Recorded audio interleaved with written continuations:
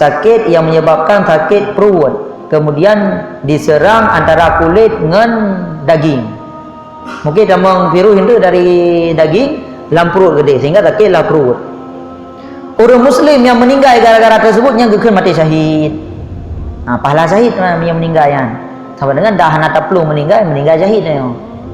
Maka dia sakit dipak le motor. Yang meninggal syahid.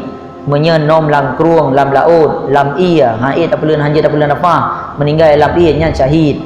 Urinang melahirkan, meninggal gara-gara melahirkan syahid. Dipoh lego syahid je. Tutung syahid je. Yang ke selanjutnya meninggal kerana sakit perut ke pegah.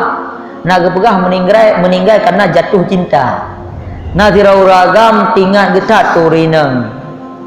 Tetapi tetap hang lakukan yang dosa. Tinggal tirau urang ke urinang, ada pun urinang tinggal ke ragam.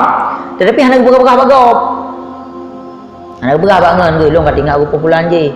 Ada pun hang pakam cewek, ada pun hang ke tempat-tempat tapi hang tinggal lah mati mata. Teman hang getejit lakukan sesuatu yang haram. Tengah tinggal-tinggalnya hang merumpak dalam dua kau meninggal. Yang meninggalnya merumpak pahala syahid. Merumpak pahala syahid. Uragam tinggal ke urinang. Hang pupuk yang haram-haram. Walaupun musafat dua tetap si hang pupuk yang haram. Dan hang pegah-pegah bagop katanya. Karena atas yang hang pegah bagop susah hati tu. Waktu susah dengan meninggalnya nyan pahala syahid merumpak. Mi kada pegah bagop kada susah. Nama masalah ada pegah-pegah kada susah. Hang le pahala syahid.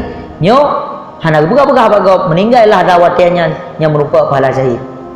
Syahid gara-gara jatuh cinta.